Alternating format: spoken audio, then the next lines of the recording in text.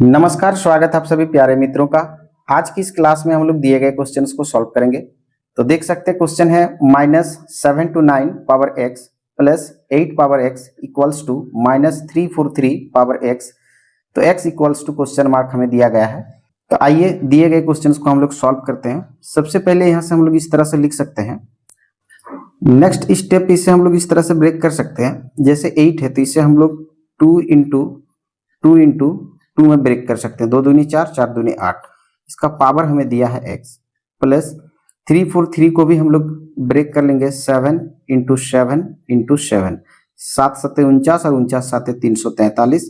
Power में हमें दिया गया है x इक्वल्स टू 729 को भी ब्रेक कर लेंगे 9 इंटू 9 इंटू 9 में। इसका पावर हमें दिया गया है x। नेक्स्ट स्टेप पे फिर हम लिख सकते हैं, ये 2 की संख्या 3 बार है तो हम कह सकते हैं 2 की संख्या 3 बार है और पावर हमें दिया गया है x प्लस 7 की संख्या 3 बार है तो पावर में 3 लेंगे और उसका होल पावर हमें दिया गया है x इक्वल्स टू 9 की संख्या 3 बार है तो पावर में 3 लेंगे और इसका होल पावर हमें दिया गया है x। अब यहाँ से चूंकि हम ये जानते हैं कि मान लीजिए x का पावर a हो और उसका होल पावर अगर b हो तो इसे हम लोग x लिख करके पावर का पावर के इंटू करते हैं, यानी a इंटू बी हो जाती है। तो इसी प्रॉपर्टीज को लेकर के हम यहाँ से आगे बढ़ सकते हैं। ये 2 का 2 लेंगे और 3 को x से इंटू कर लेंगे पावर का पावर, तो यहाँ से आ जाएगी 3x प्लस ये 7, 3 को x से इंटू करेंगे तो 3x इक्वल्स टू, यहाँ से देख सकते हैं ये 9, पावर को पावर से इंटू करेंगे तो 3x, यानी 2 का पावर 3x प्लस 7 का पावर 3x इक्वल्स टू 9 का पावर 3x। अब यहां से हम दोनों पक्षों में दोनों और ये 9 का पावर 3x से भाग करेंगे, दोनों और 9 का पावर 3x से भाग करने पर। तो यहां से हम भाग देंगे इस तरह से, ये 2 का पावर 3x है, इसको हम भाग देंगे 9 का पावर 3x से, तो 9 का पावर 3x, ये प्लस ले लेंगे। फिर यहाँ से हम 7 पावर 3x, इसको फिर भाग देंगे ये 9 का पावर 3x से इक्वल्स टू 9 का पावर 3x, इस पार्ट को भी भाग देंगे हम इससे 9 का पावर 3x से। अब नेक्स्ट स्टेप पे हम ऐसा समझ सकते हैं कि मान लीजिए a का पावर x हो और b का पावर भी x हो, तो देख सकते हैं कि दोनों में पावर सेम है लेकिन दोनों का बेस अलग है, आधार अलग है। तो ऐसे में हम ये दोनों बेस को ले लेते हैं और दोनों का जो पावर सेम है उसमें से एक बार लेंगे। इसी प्रॉपर्टीज को लागू करते हुए हम लोग यहाँ से आगे बढ़ेंगे। देख सकते हैं 2 का पावर 3x और 9 का पावर भी 3x, दोनों के पावर सेम है लेकिन दोनों का बेस यानी आधार अलग अलग है।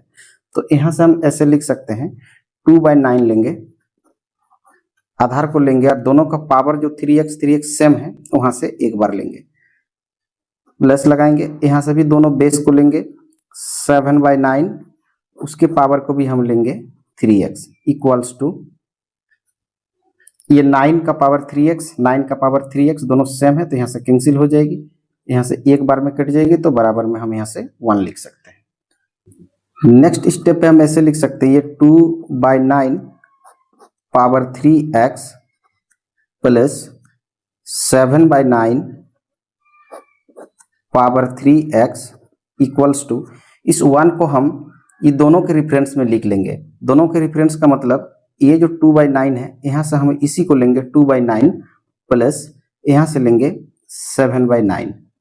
ऐसा करने से क्या होगी कि दोनों का अगर हम प्लस कर ले तो 1 आ जाएगी।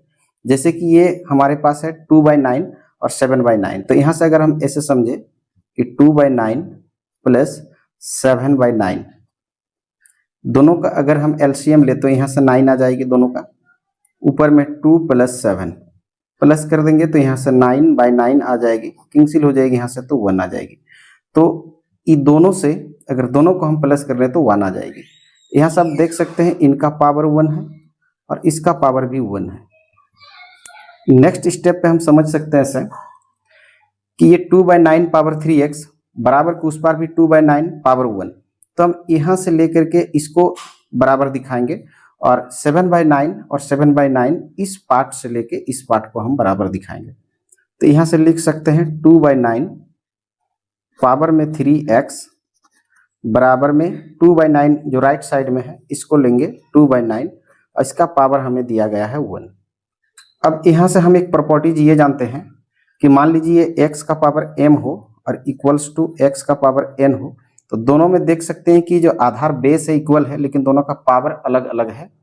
तो ऐसे में हम लिख सकते हैं कि अगर बेस सेम हो तो पावर भी दोनों की बराबर हो जाती है, यानी m और n आपस में बराबर हो जाएंगे।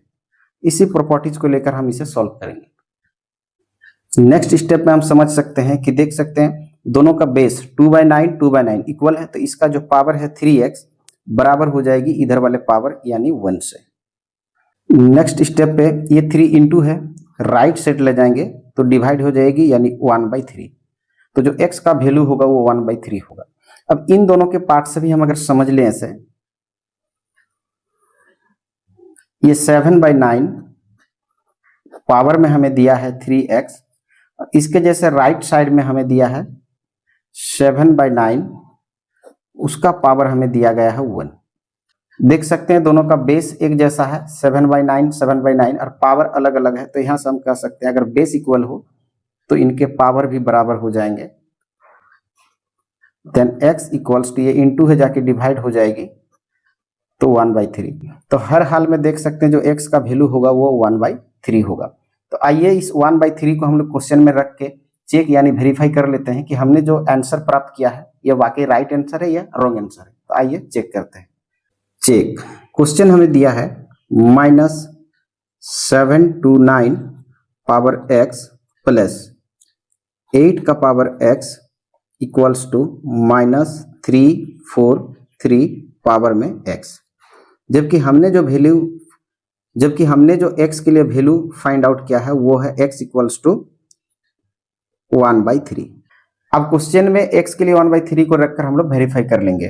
तो यहाँ से हम लोग ऐसे लिख सकते हैं 8 का पावर x, ये माइनस वाले को इधर लेकर आएंगे प्लस होकर आ जाएगी 343 पावर में x। ये जो माइनस वाला पार्ट इसको राइट साइड ले जाएंगे तो ये प्लस होके चली जाएगी यानी 729 पावर में x। यहां से हम 8 का पावर जो x है x के लिए बैठा सकते हैं 1/3 प्लस ये 343 इसका जो पावर x है उसके लिए भी बैठा लेंगे 1/3 इक्वल्स टू ये 729 पावर जो x है उसके लिए भी बैठा लेंगे 1/3। अब यहां से ये 8 को हम 2 का पावर 3 लिख सकते हैं, क्योंकि 3 बार अगर गुणा कर लें 2 को 2 इंटू 2 इंटू 2 तो 8 हो जाएगी। उसका होल पावर दिया है 1/3 प्लस ये 343 को हम 7 का पावर 3 लिख सकते हैं और उसका होल पावर दिया है 1/3 इक्वल्स टू 729 को हम 9 का पावर 3 लिख सकते हैं और उसका जो पावर होल पावर दिया है 1/3।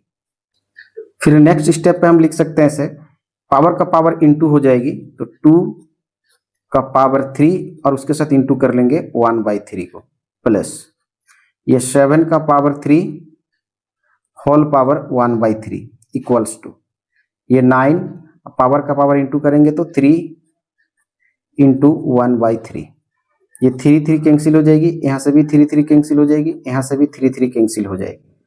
तो 2 का पावर 1 प्लस 7 का पावर 1 इक्वल्स टू यहाँ से 9 का पावर 1। 2 का पावर 1 यानी 2, 7 का पावर 1 यानी 7, 9 का पावर 1 यानी 9। लेफ्ट में 7 2 को प्लस कर लेंगे तो यहाँ से 9 आएगी, राइट में पहले से हमें 9 दिया गया है। तो देख सकते हैं कि इसका जो LHS है लेफ्ट हैंड साइड वो RHS यानी राइट हैंड साइड बायां पक्ष दायां पक्ष से बराबर हो गया। तो हम कह सकते हैं हमने जो x के लिए 1/3 वैल्यू फाइंड आउट किया था ये हमारा करेक्ट आंसर है, और करेक्ट आंसर है तो हम कह सकते हैं कि ये हमसे वेरीफाई हो गई। आशा करता हूं वीडियो देख के आप ऐसे क्वेश्चंस को सॉल्व करना सीख गए होंगे। वीडियो देखने के लिए बहुत बहुत धन्यवाद। हम लोग फिर मिलेंगे एक नए वीडियो में कुछ नए क्वेश्चंस को लेकर के। तब तक के लिए जय हिंद जय भारत।